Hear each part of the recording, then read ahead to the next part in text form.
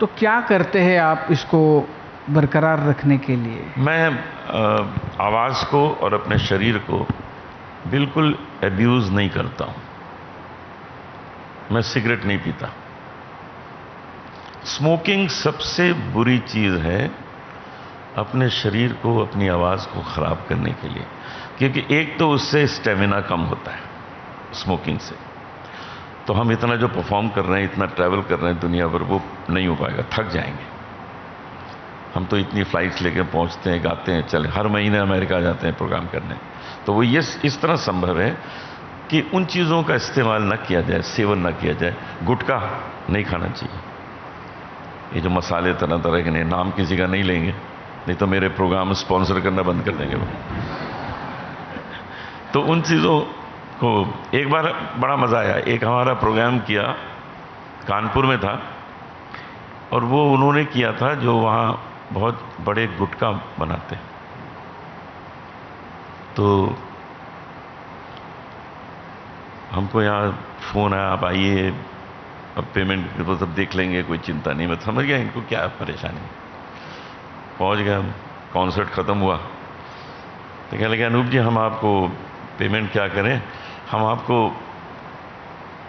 2 truck गुटखा दे देते हैं अपना। मैंने कहा ठीक है जी, मुझे मंजूर है, दे दीजिए। कहते सच में? मैंने कहा एक ही शर्त है कि वो ट्रक भी साथ में दीजिएगा। फिर कहने लगे, उन्होंने अपने मैनेजर को बुलाया, भाई इनका पेमेंट कर दो जो है।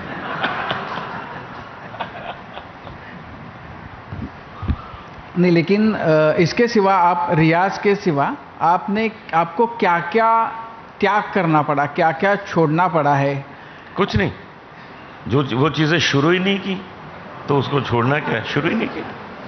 स्मोकिंग की ही नहीं, ये सब चीज़ें खाई नहीं। अब देखिए, सुबह उठते हैं, प्राणायाम करते हैं, सुबह उठते हैं योगा करते हैं, जल नीति करते हैं। तो ये सब जब करेंगे तो 14 साल की उम्र से कर रहे हैं ये सब, तो जब ये करेंगे तो सिस्टम तो ठीक रहेगा, साफ रहेगा। नेज़ल पैसेज है वो क्लियर रहता है, गाने में कोई परेशानी नहीं होती है। सांस इसलिए अच्छी रहती है कि प्राणायाम करते हैं।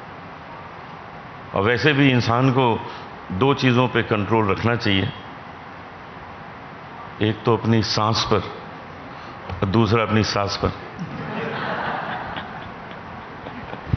मतलब आपने जब शुरुआत की तो रिकॉर्ड्स थी, फिर कैसेट्स आ गए, फिर सीडीज़ आ गई, फिर पेन ड्राइव वगैरह ये आ गया। अब तो ज़माना एआई का है। एआई से आप कुछ भी कर सकते हो।